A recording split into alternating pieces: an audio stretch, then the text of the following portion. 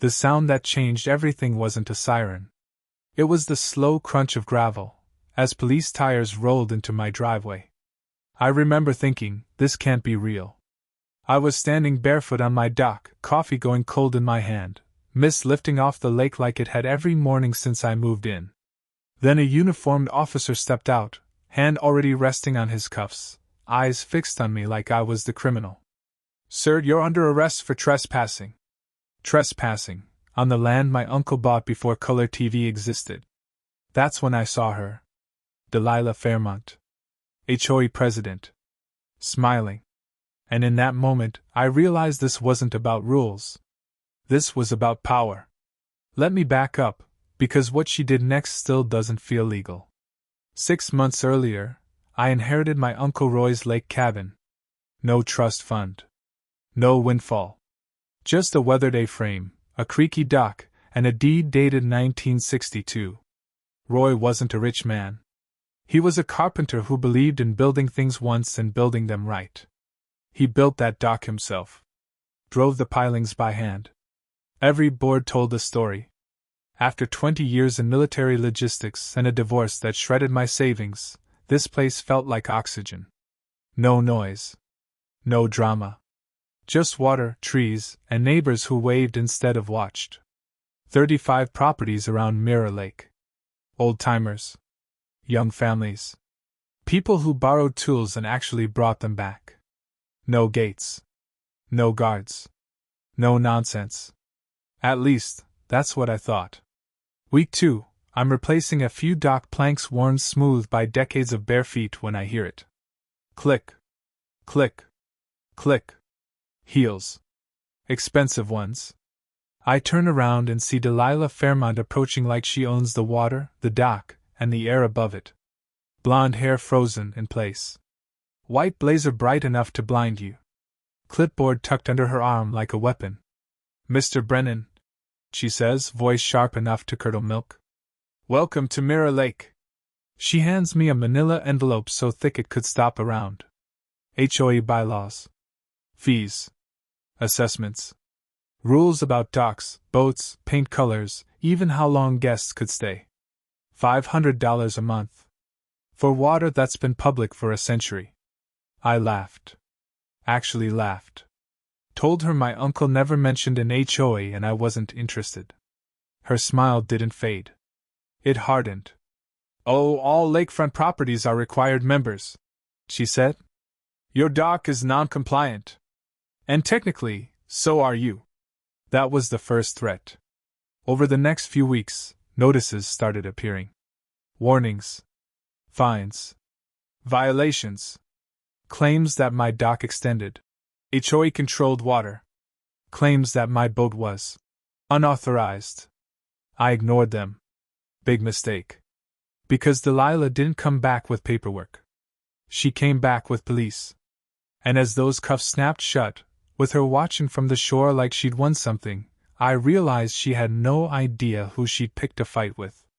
She thought I'd panic. She thought I'd fold. She thought wrong. Because if there's one thing the military taught me, it's how to dismantle an operation built on lies. And Delilah's HOA? It was about to unravel. The ride to the station was quiet. Too quiet. The officer kept glancing at me in the rearview mirror like he expected me to explode or confess to something. I didn't do either. I just stared out the window, watching Mirror Lake disappear behind the trees, and felt something colder than anger settle in. Focus. That's what training does. When chaos hits, your emotions shut up and your brain steps forward. At the station, the charge fell apart fast. The desk sergeant looked at the deed, looked at the map, looked at me, then looked at the arresting officer like, "Why did you bring this headache into my building?" 2 phone calls later, the cuffs came off. "No trespass," the sergeant muttered. "You own the property." No apology. Just paperwork and a warning to keep the peace. I walked out a free man, but something inside me had changed. Because Delilah didn't make a mistake. She made a move. And people like that don't stop unless you make it cost them. The next morning, I woke up before sunrise. Coffee. Legal pad. Laptop. I laid out every HOA notice she'd sent. Dates. Threats. Language. Patterns. I wasn't looking for emotion. I was looking for structure. That's when the cracks started showing. Her letters cited bylaws that didn't exist. Sections that jumped numbers. Clauses that contradicted state law. One notice referenced an emergency dock ordinance, supposedly passed 3 years ago, except there was no record of any HOA vote. That got my attention. So I went to the county clerk's office. Pulled every filing connected to Mirror Lake HOA. Articles of incorporation. Amendments. Meeting minutes. Or rather, what should have been meeting minutes. Because for a 35-property HOA collecting hundreds of thousands a year, the records were suspiciously thin. Long gaps. Reused signatures. Dates that didn't line up with holidays, weather events, or even weekdays. Someone had been copy-pasting governance. That afternoon, I knocked on doors. Not aggressively. Casually. "Hey, I'm Jake. New guy on the lake. Mind if I ask you something?"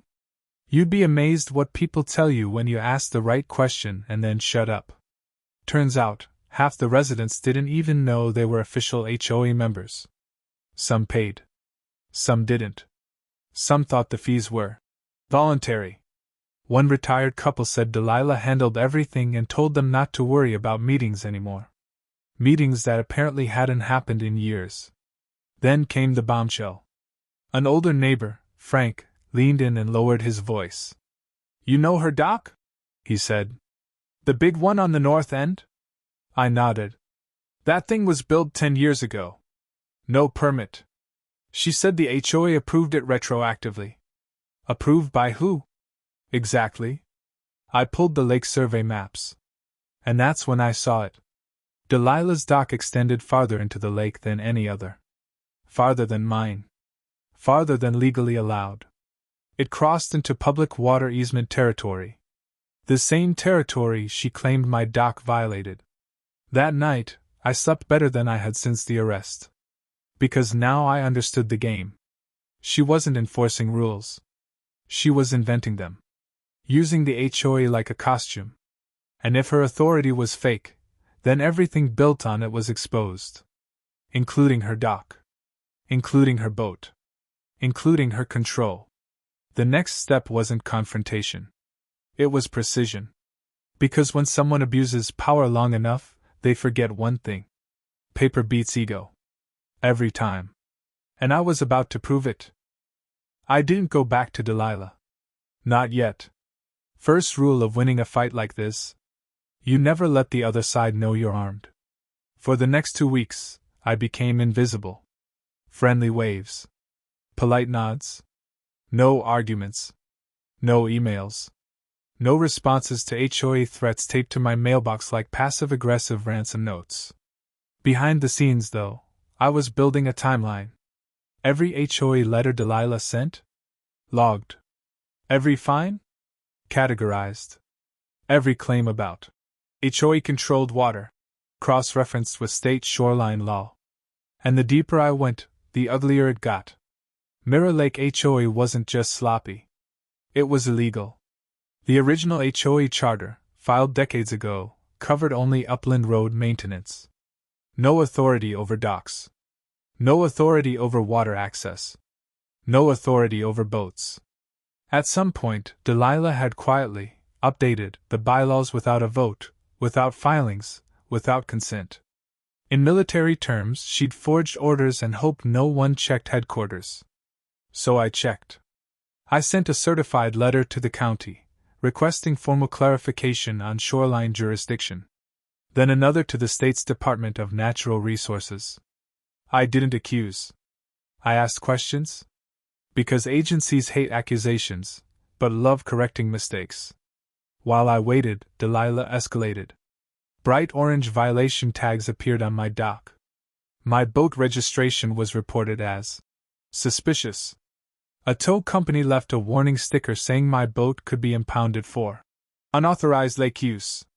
That one almost made me laugh. Almost. Instead, I photographed everything. timestamps, GPS coordinates, witnesses. Then the letters came back. First, from the county. They confirmed it in black and white.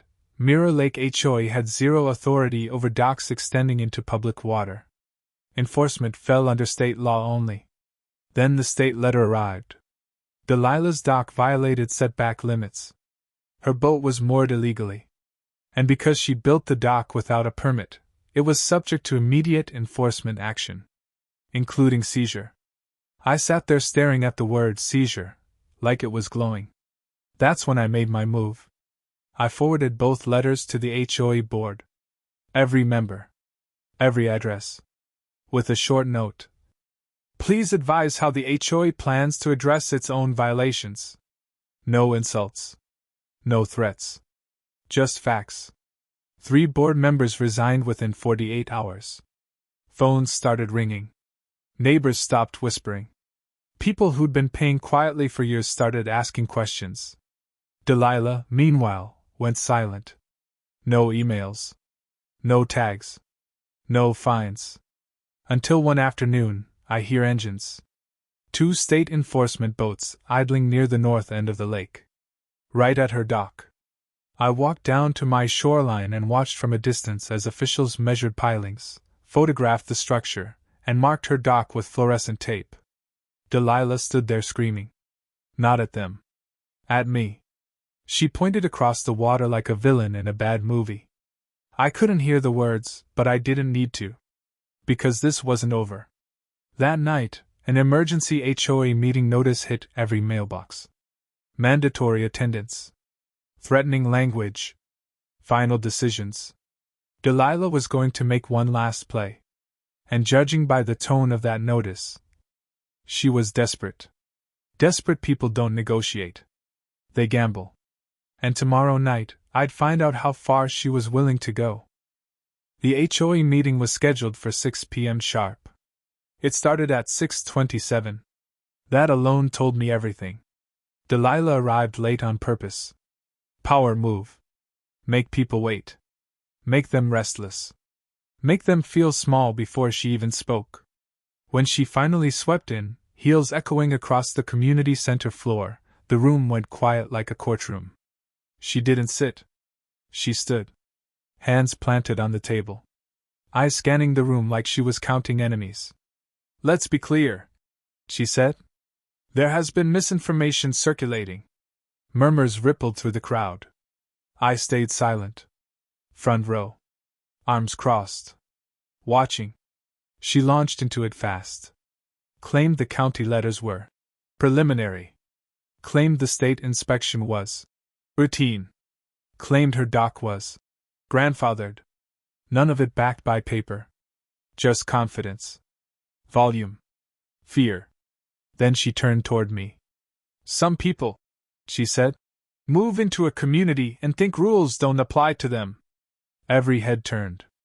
That's when I stood up. I didn't raise my voice. I didn't point. I didn't argue. I simply placed a folder on the table and slid it forward. This is the original HOA charter, I said. Filed with the county. No amendments recorded since 1989. Flip. This is the state shoreline code. Flip. And this, I said, holding up the last page, is the enforcement notice for the dock at Lot 14. Her lot. The room froze. Delilah didn't blink. She smiled. A thin, sharp smile. Those documents are being reviewed by my attorney. I nodded. Great. Because the state already reviewed them. That's when the door opened. 2 uniformed officials stepped inside. Same ones from the lake. Clipboards in hand. Neutral expressions. The timing wasn't luck. They addressed the room, not her. Explained the violation. Explained the consequences. Explained that enforcement would proceed unless corrective action was taken immediately. Delilah tried to interrupt. They ignored her. When they finished, the silence was deafening. Then someone in the back asked the question that broke her. So, where has our HOA money been going? That's when everything collapsed. People stood up. Voices overlapped. Questions turned into accusations. Fees. Special assessments. Late penalties. Why some paid and others didn't. Why there were no audits. No elections. Delilah slammed her hand on the table. Meeting adjourned. She stormed out. But it was too late. Within a week, an independent audit was demanded. The HOA bank froze outgoing transactions. And Delilah's authority? Gone. Then the final letter arrived. The state ordered her dock removed or seized. Her boat, tied to an illegal structure, was included. She tried to fight it. Filed an appeal. Lost. The day enforcement came, I watched from my porch as her boat was disconnected, towed, and impounded. Her dock was red-tagged and scheduled for removal. No cheering. No gloating. Just quiet justice. A month later, the HOA dissolved. Reformed legally. Voluntary. Transparent. No more threats. No more fear. Delilah sold her place by winter. Sometimes I still sit on my uncle's dock at sunrise, coffee in hand, watching the mist rise. Same lake. Same peace.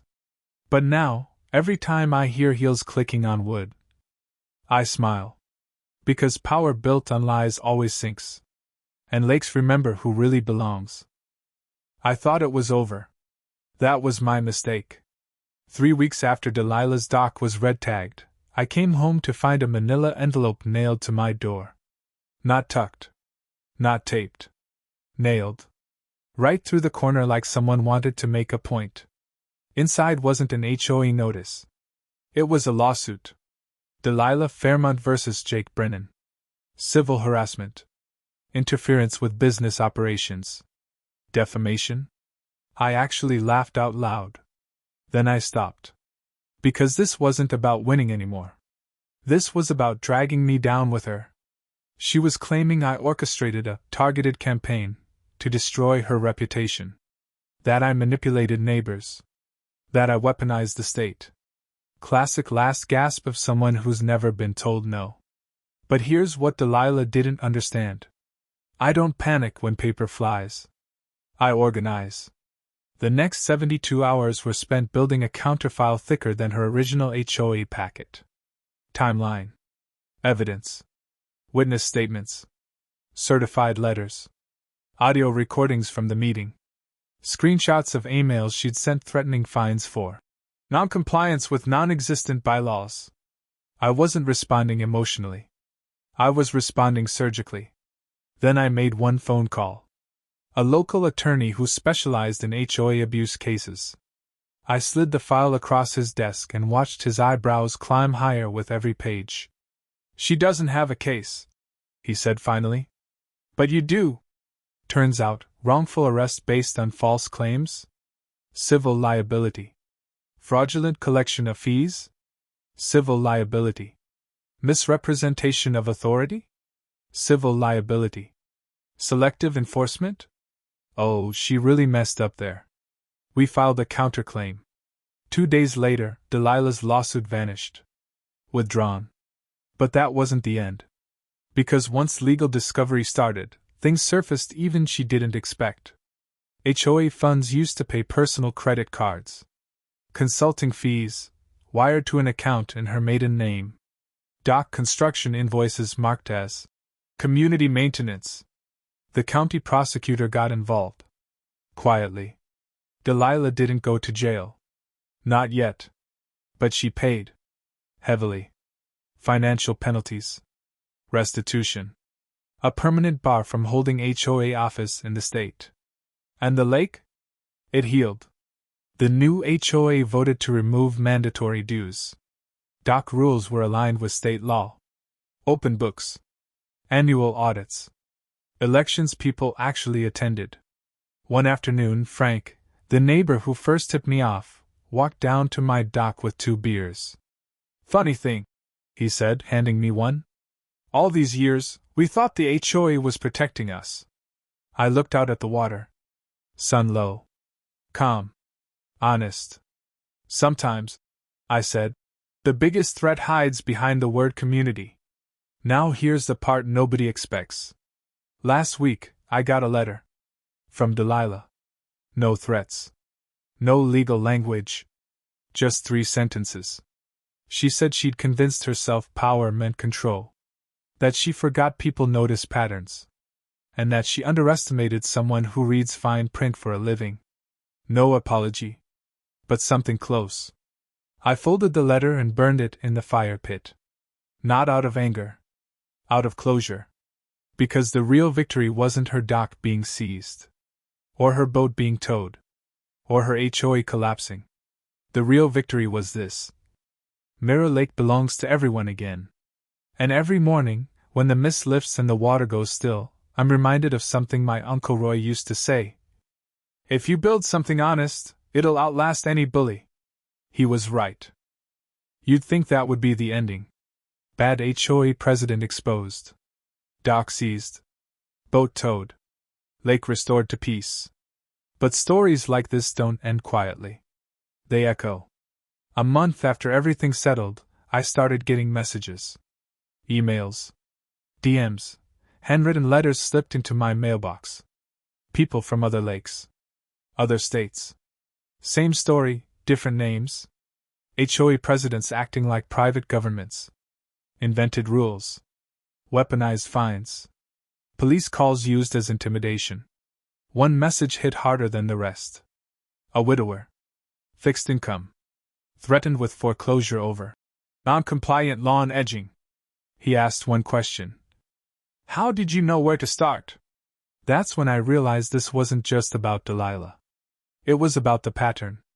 HOA abuse thrives on 3 things: confusion, fear, and silence. Most people pay because they're exhausted. Because they assume someone else checked the paperwork. Because the clipboard and the confident tone feel official enough.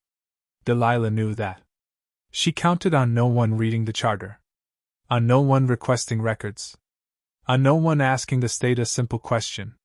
So I wrote everything down. Step by step. What to pull. Where to file. How to document without escalating. I didn't post it publicly. I shared it quietly. One person at a time. And then something unexpected happened. 2 counties over, an HOA president resigned. In another state, an illegal lake access fee was refunded. A small group of homeowners stopped a foreclosure by proving selective enforcement. No shouting. No viral videos. Just paperwork doing its job. Meanwhile, life at Mirror Lake got better in small ways. Barbecues returned. Kids fished off docks without adults whispering about violations. People started waving again instead of watching. One evening, I walked past Delilah's old place. Empty. For sale sign leaning slightly, like it was tired too. Her dock was gone. Just water now. Clean. Open. That's when it hit me. Power doesn't disappear when it's challenged. It just looks for quieter victims. Unless someone draws a line. Delilah thought authority came from a title. From letterhead. From fear. She never understood the most dangerous thing you can give the wrong person. Time. Time to document. Time to compare. Time to notice inconsistencies. Because once people realize they're allowed to ask questions, everything changes. And that's why this story isn't really about a dock.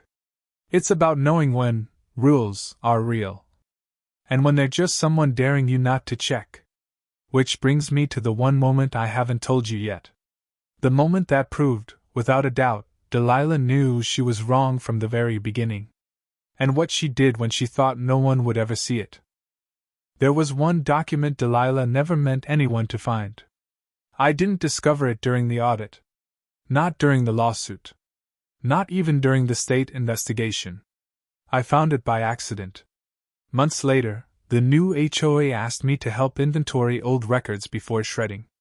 Boxes stacked in the community center storage room. Dust. Coffee stains. Years of neglect. At the bottom of one box, beneath outdated newsletters and fake, approved minutes, was a thin folder. No letterhead. No logo. Just a draft. An unsigned amendment. It outlined everything Delilah had enforced for years: dock control, Lake access fees, mandatory dues, but with one critical detail typed in bold at the top. Not legally adopted, for internal use only. I sat there on the floor reading it twice. Then 3 times. She had known. From day one. She knew the HOA had no authority. She knew the amendment was never voted on. She knew enforcement was a bluff. And she ran it anyway. That explained everything. The confidence. The threats. The fake urgency. The reason she panicked when someone finally checked. I handed the folder to the new board. They stared at it in silence. No anger. Just disbelief. In the end, they archived it. No press. No spectacle. Some truths don't need a stage. That night, I went back to my dock. Same boards. Same water. Same quiet. I thought about how close I'd come to just paying the fee. Signing the form. Letting exhaustion win. Most people would have. That's the real danger of HOAs like Delilah's. Not that they're powerful. That they're believable. So if you live under an HOA, here's the only advice that matters. Read the charter. Request the records. Ask the state. And never confuse confidence with authority. Because sometimes, the person calling the cops is the one trespassing. Mirror Lake is calm now. The loons still call at dawn. Kids still fish off docks built by hands, not committees. And every time I step onto that wood my uncle built in 1962, I remember something important. The lake was here before Delilah. It'll be here long after. And power? Real power never needs a clipboard.